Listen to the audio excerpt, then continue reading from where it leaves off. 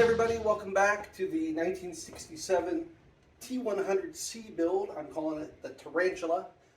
Actually, my son called it the Tarantula, so that's what its name's going to be.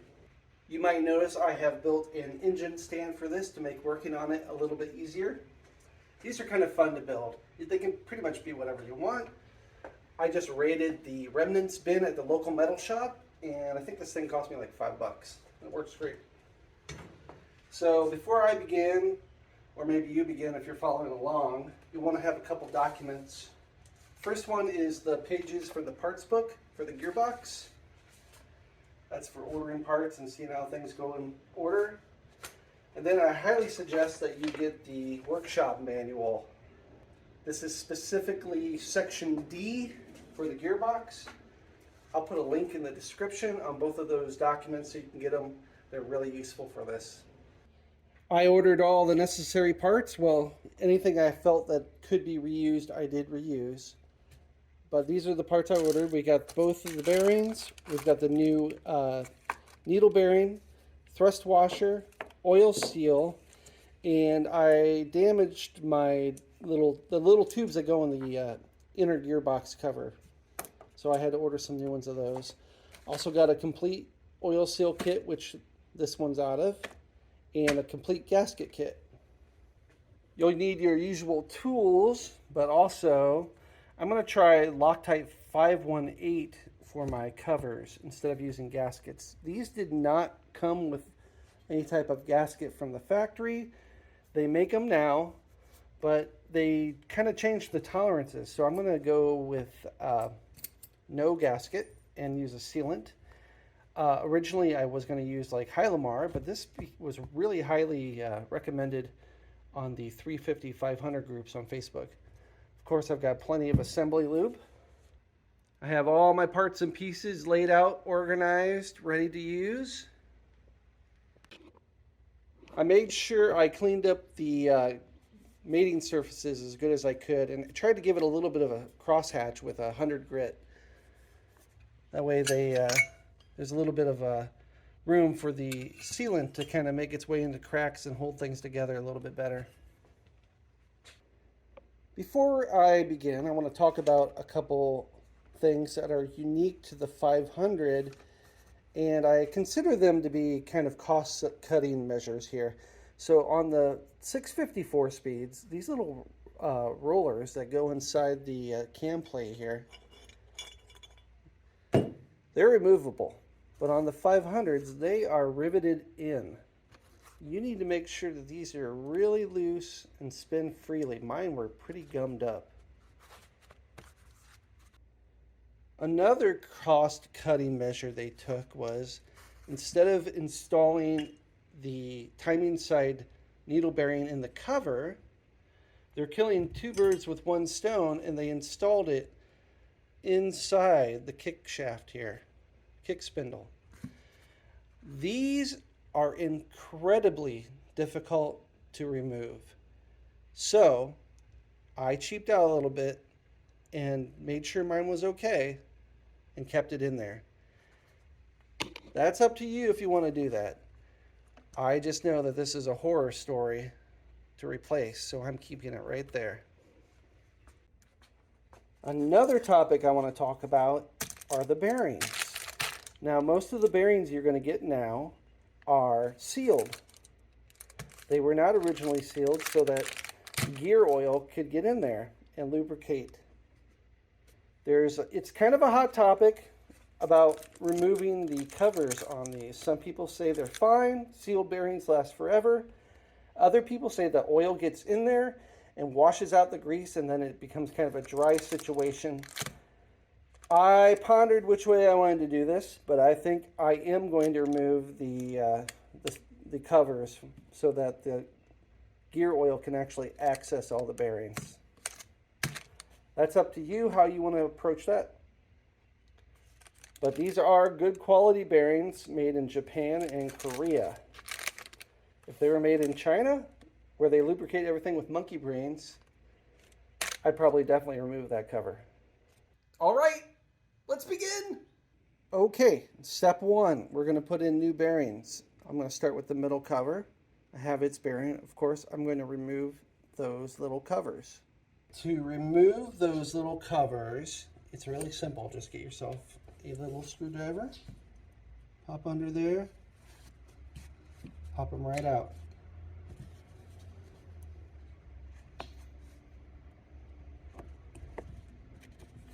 I'll remove the other one now.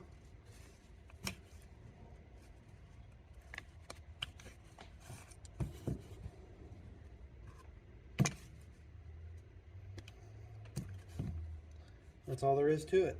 To install the bearing, I wipe the surface down one more time with brake clean. Some people freeze their bearings. I don't think it's necessary. I also got a couple sockets that are the right size to pound it in. You never, ever, ever, ever, ever want to pound the bearing in from the inner circle, the inner race. I also have some MAP gas, but propane is fine, so we're going to heat this up.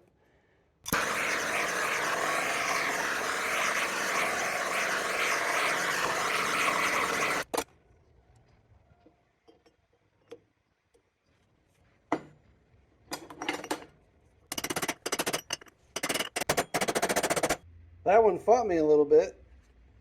I had to warm it up more than I thought I did.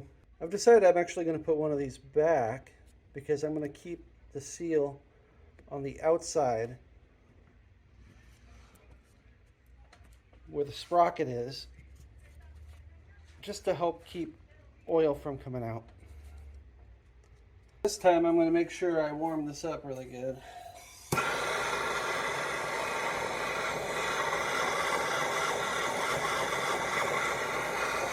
Sealed side out.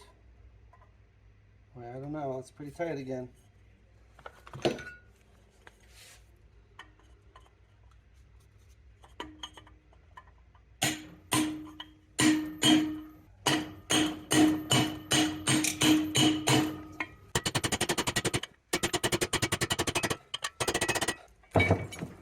we go. You know what? I'm going to go back to the freeze method. I think they go in just a little easier.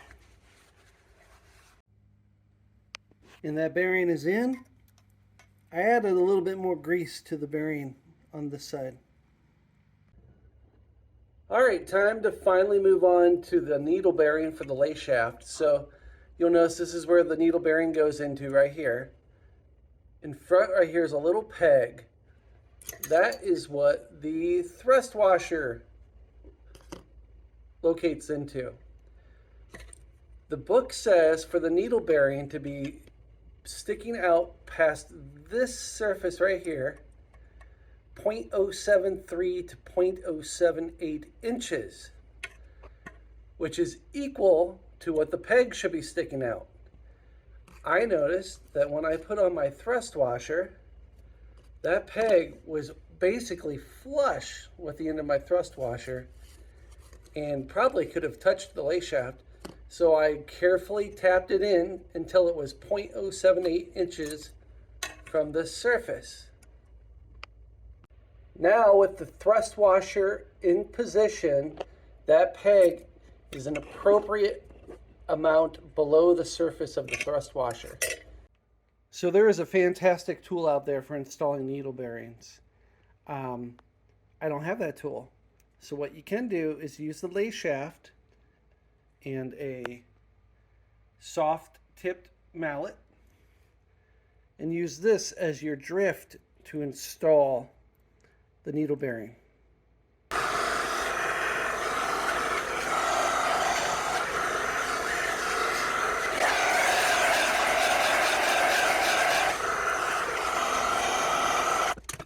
Alright, I've got my needle bearing. I put grease on it. It's inside my lay shaft. Now I'm going to tap it in.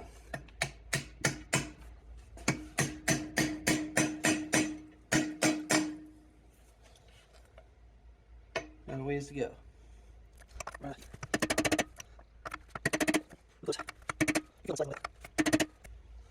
Get my measuring device here. And we're about 0.111, so we got a bit to go.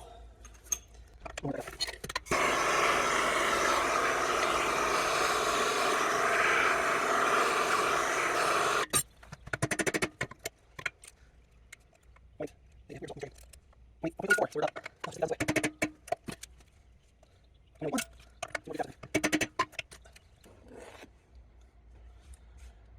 didn't trust my Chinese calipers, so I calibrated this old school one, make sure everything was correct. And my peg is at 0.074, and my needle bearing is at 0.078. You can see that the thrust washer surface is proud of the peg and the needle bearing, so we're good to go. Added a bunch of grease in there. I'm not installing that thrust washer yet. I'm going to install the circlip for the inner cover bearing.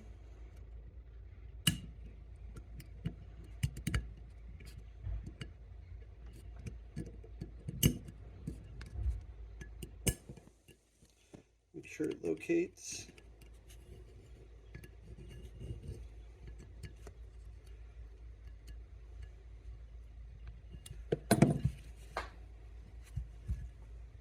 Next, I'm going to install the high gear. So we have the high gear, the sprocket, the circlip, the oil seal, the washer, the tab washer, and the nut.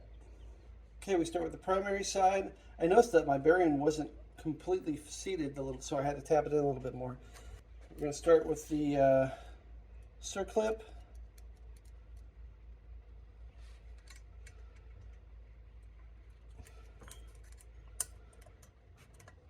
Better locate. Yeah. All right, next I'm going to install this oil seal. So I think I am going to use just a little bit of this, what is it called, 518, just around the edges. Just a little something to kind of seal up the oil seal.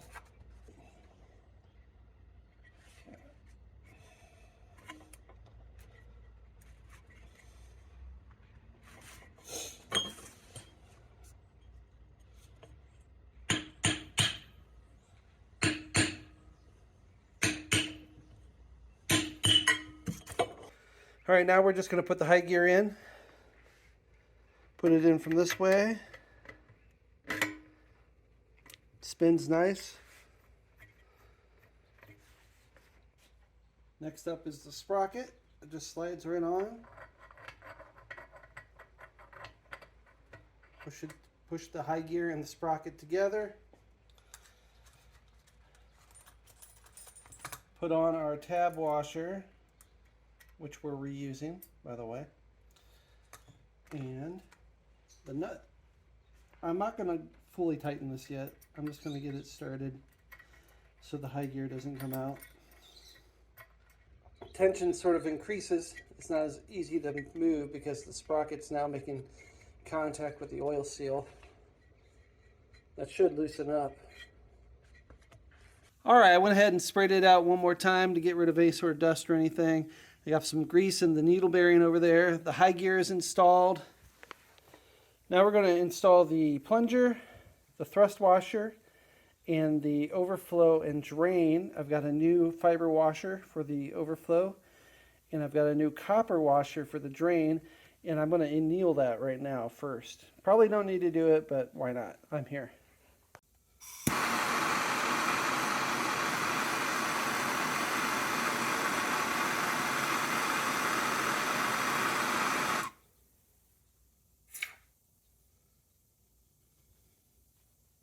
All right, I'm going to put my annealed washer on my drain and into the overflow.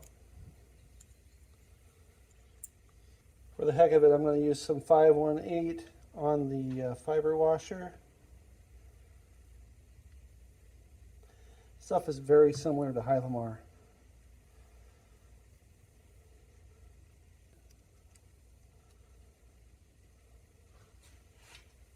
Now we're going to screw it into the bung. There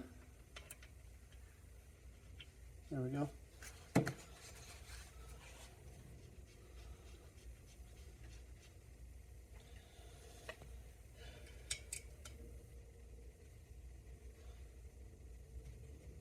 Next up, I'm putting grease on the plunger here. We're going to go a little crazy with the grease here.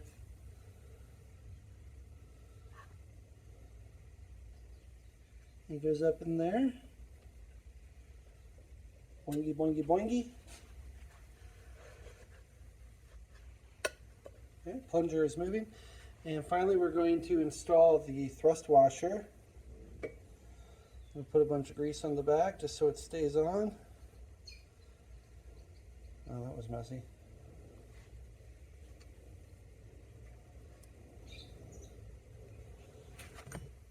Alright, the interior gearbox is all set up and ready for the gear cluster. The next step is to install these little locating dowels in our inner cover. Mine actually seem to go in really easy. I don't know if that's normal.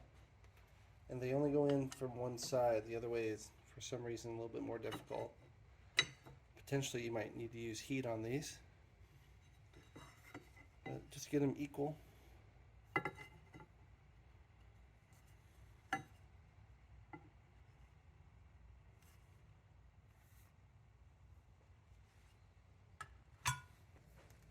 And the final step before moving on to the gear cluster is to reassemble the ratcheting mechanism on the kickstart spindle. So I'm going to start with some grease. Put the spring in first. Then it goes the little pin with the nipple facing up.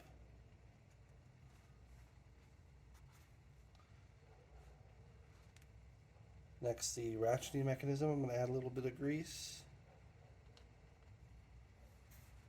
And it simply slides into the little locating divot here. Push the spring down. Push this over. That's it. So now it has a spring.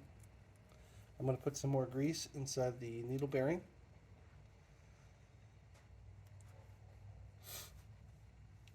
That's it. Okay, I have the gearbox disassembled again and all laid out. Starting at the top with the main shaft, high gear, which is also fourth, is already in the case attached to the sprocket. Then we have second, third, low, which is also first. If we go down to the lay shaft, we have high gear, fourth, second, third, and low, which is first. Then we have a little retaining disc and the kickstart spindle. We've got the gear selector cam plate, and we have both selector forks. Low gear is pressed on the main shaft and retains third gear. High gear is pressed on and holds in second gear on the lay shaft. For second gear on the main shaft, it is an almost symmetrical gear, and you can put it on either way. You don't want to do that, of course. You'll notice that one side sticks out just a little bit more than the other. That's for the selector fork, and that goes towards the inner cover, or the timing side. Also, the selector forks are almost symmetrical as well. When you install them, you want the rollers pointing forward. You can put them on the other way. See how they're pointing backwards? You want them pointing forwards. They can only go in one direction. They'll look just like that. That's the correct way to put them in. Okay, now the messy part, because we're going to be using lots of assembly lube here. We're going to make sure we get this nice and lubed up.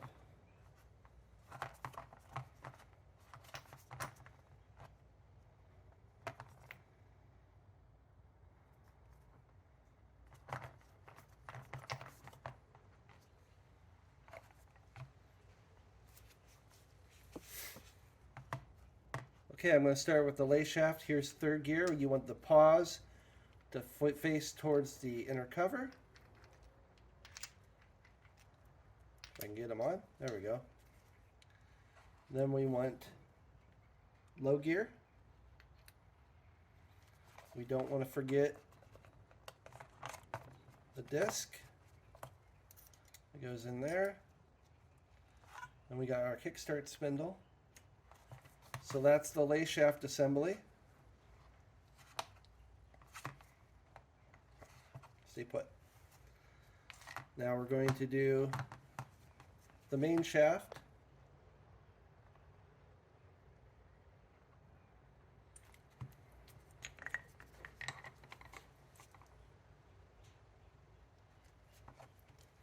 Again, the deeper side goes inwards. Okay. We're going to lube up our selector forks really good. Make sure you get those rollers really good. Okay, they are going to slip on here and here, just like that. And finally, our cam plate. Actually, before I put the cam plate, we don't want to forget the little spacer ring that goes on the main shaft. That goes right there on the end. That goes between this gear and the bearing. This provides a space. So all we do is we try to line the rollers basically just on this side of the that little cover plate right there.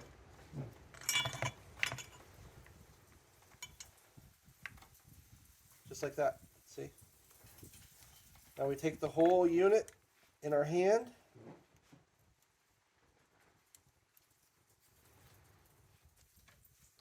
Give it a little bit more juice.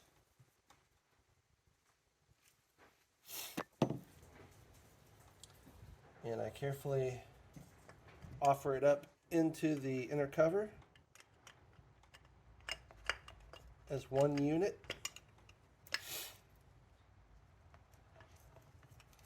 A little harder to do when you're all oily and you're trying to do it on camera. But we'll get there. Okay, that's pretty much it. I'll have to clean it up a little bit. Just to keep things in place, I'm temporarily putting the main shaft nut on, just so it doesn't fall back out.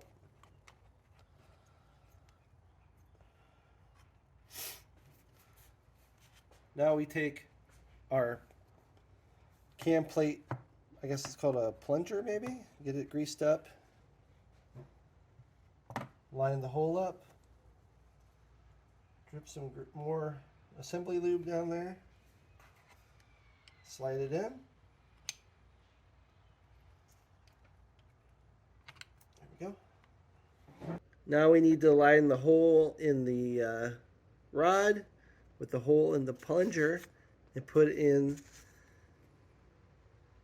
the cotter pin. After you get it lined up, we're going to give it a little tappy tap. And then you just bend the cotter pin over like that. And there we have one assembled gear cluster ready to go back inside the case. I really like this way of assembling the gear cluster. It's much simpler than on a 650, in my opinion. Before I put the gear cluster back in, I need to just add these studs back on. I'm going to use some red because I don't want this to come back out.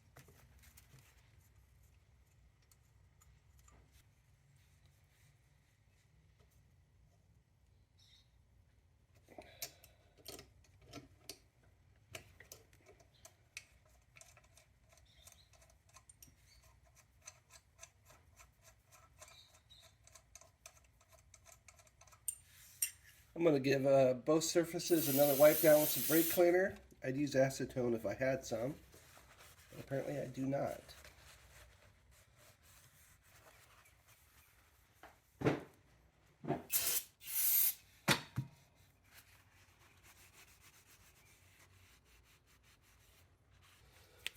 Time to apply some 518 to both surfaces.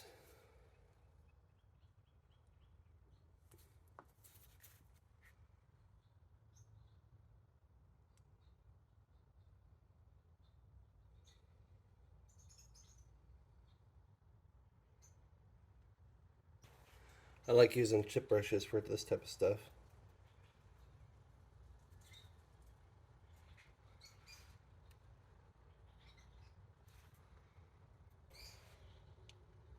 I want to make sure the bottom section definitely has a heavier coating. Again, I am not using gaskets because I think it screws up tolerances.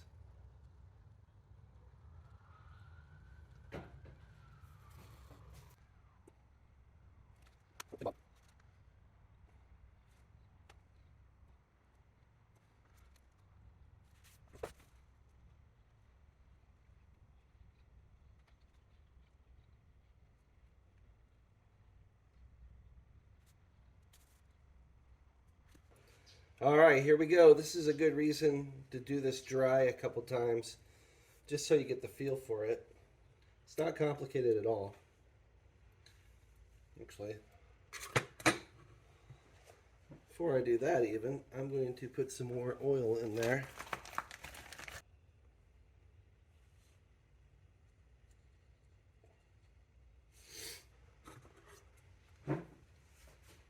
Here we go.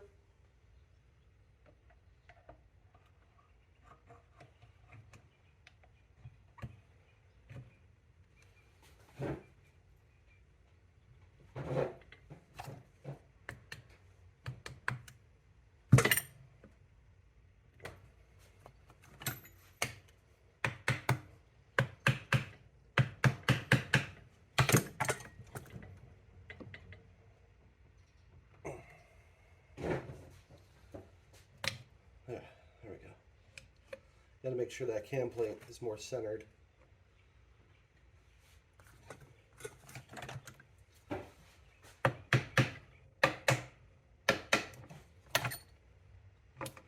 There we are.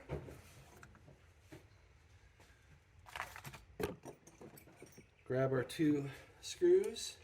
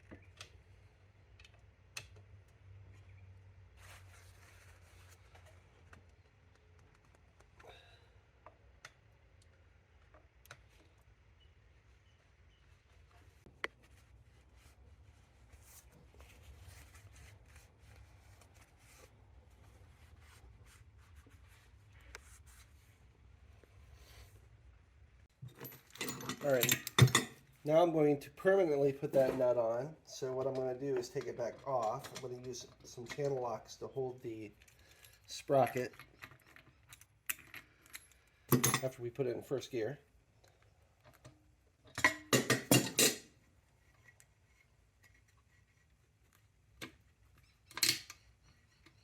Okay.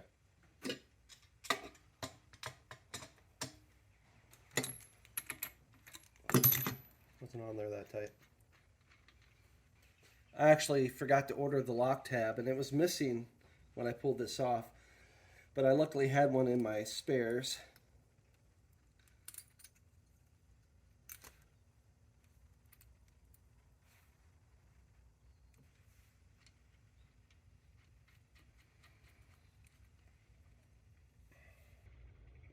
This nut is supposed to be 40 pounds.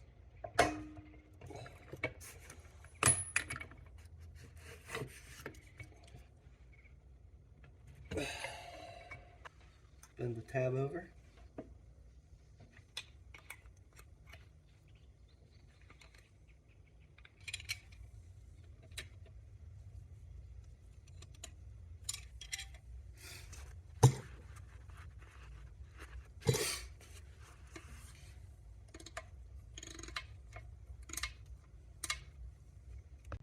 Okay, it's time for the kickstart spring.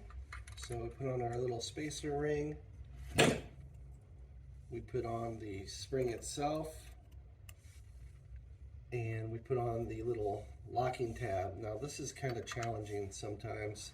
Let's see if I can do this on camera.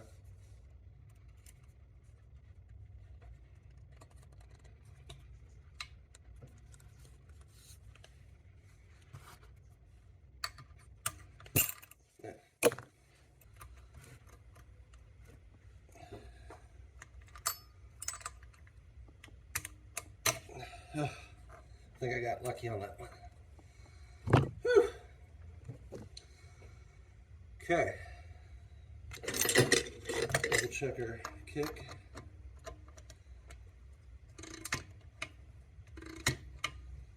Good.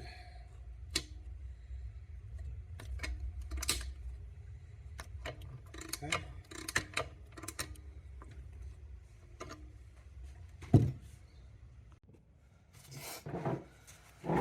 Okay, we're gonna start assembling the selector quadrant here. This is the part that rotates inside and hits the cam and selects your gears.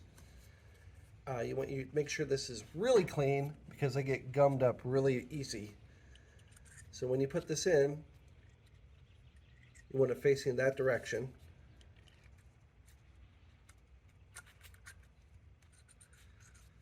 And then you use the cotter pins and you insert them from the non-stepped side with the skinny or the shorter side facing inwards. At least that's how the factory does it.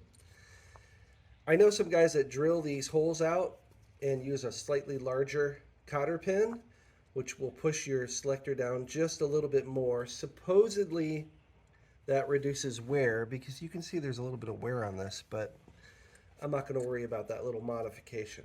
First thing is to get some grease going. Shove her down in there. Drop it.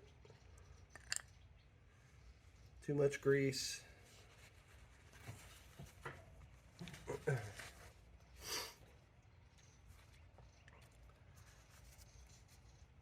Push in the cotter pin. Hold the plunger down. Push in the cotter pin. All the way through if you can.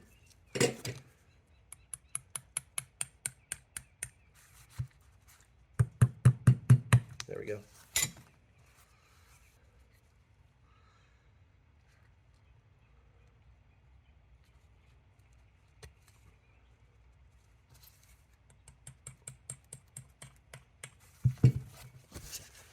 Clean up our mess.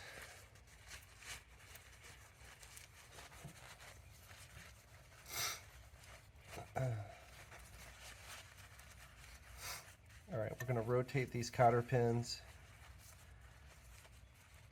so that the short side faces inwards.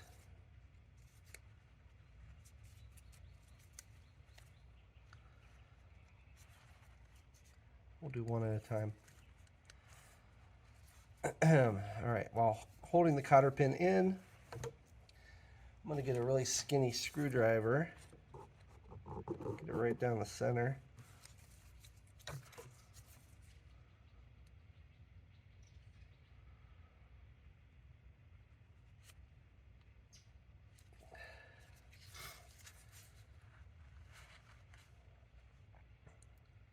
See how the cotter pin kind of goes in that little step?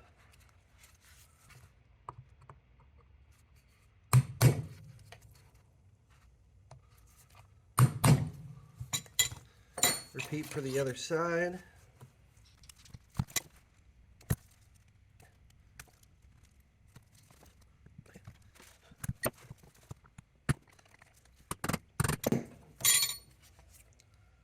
All right, our plunger is set. Next, we're going to grease the ball bearings and the clutch operating mechanism really good.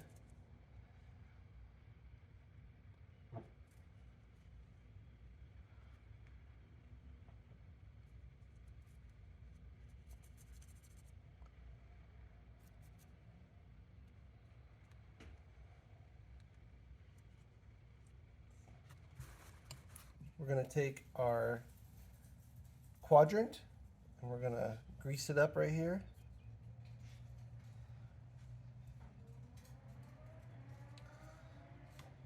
we're going to set it in.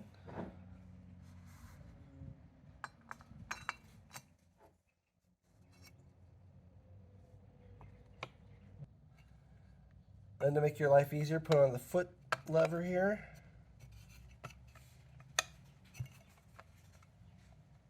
Okay, we have the foot lever in so we can actually actuate the quadrant there. We're going to take our clutch mechanism, feed the cable pull through the little hole right here, and lay it in position. We're going to grab our little spacer, and that goes right here beneath the clutch mechanism.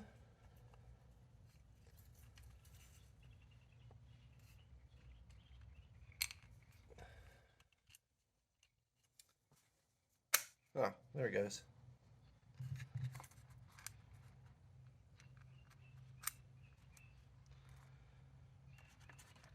Grab our screw.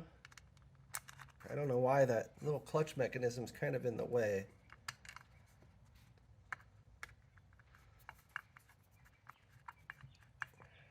I'm not going to fully tighten it quite yet. Okay, so now it's time to put in the springs. You take your little end pieces. They have a little taper on the bottom with a little cutout that goes down. I don't know what that taper does, so if anybody out there knows, let me know. All right, now we're going to put the spring in. It's spring and a little carbon tip piece goes inwards. Put that in. All right, so this is where it gets a little tricky. We are going to move the quadrant over while holding the spring in.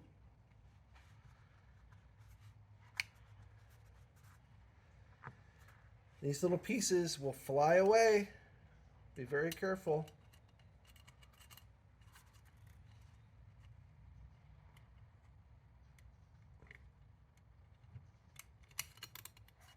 All right, hold them in position.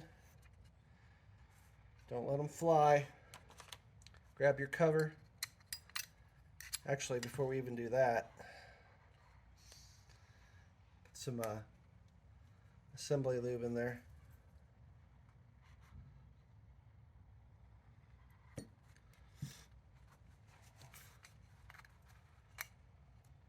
Okay. Stay put, guys.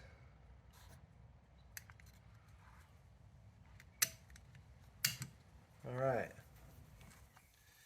Hallelujah. Put on our serrated washers and our nuts.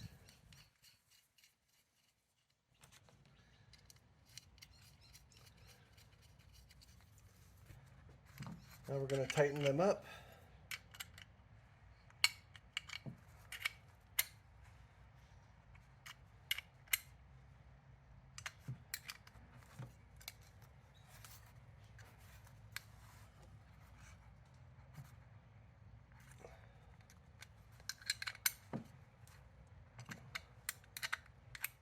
Gonna make sure everything's tight here.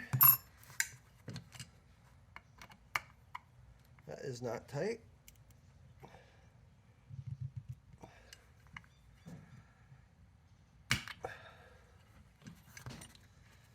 Okay. We have one assembled outer cover.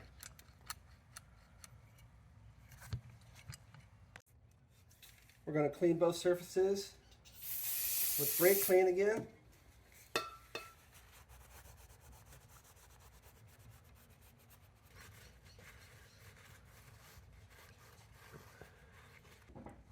Okay, apply some 518 to the surfaces just like before.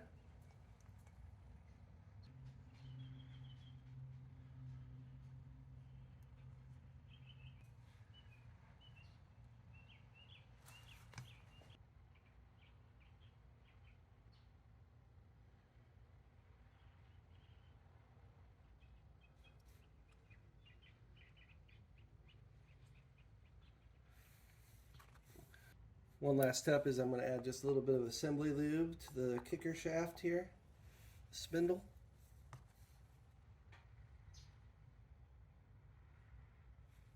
Okay, it's as simple as just putting it in.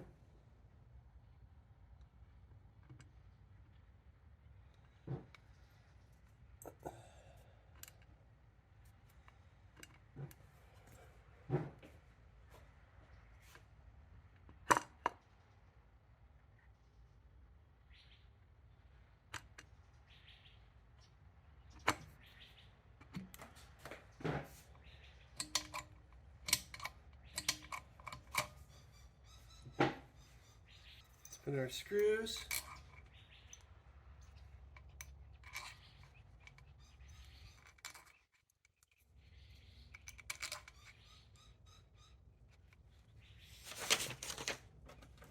Our washers.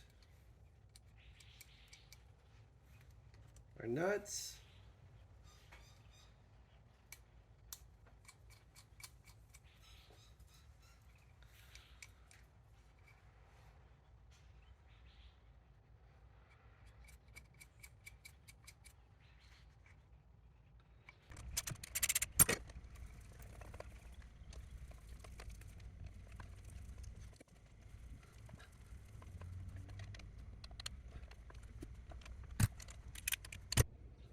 All right, one of the final things we do is we get our kick lever back on and we get it into first gear by rotating the sprocket all the way down.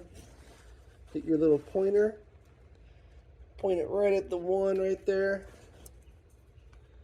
tighten.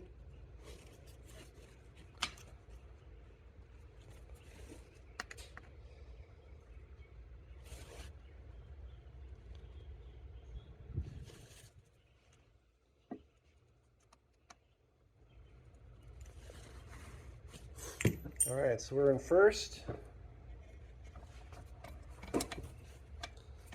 Neutral.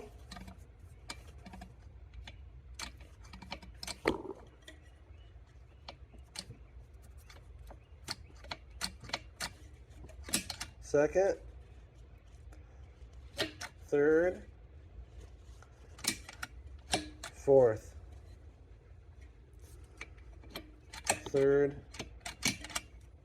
Sometimes there's a false neutral on there if you're doing it by hand.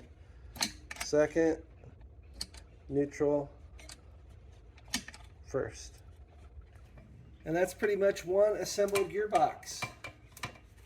If I was smart, I would have put the oil junction in before I put the cover on, but you can still access it underneath.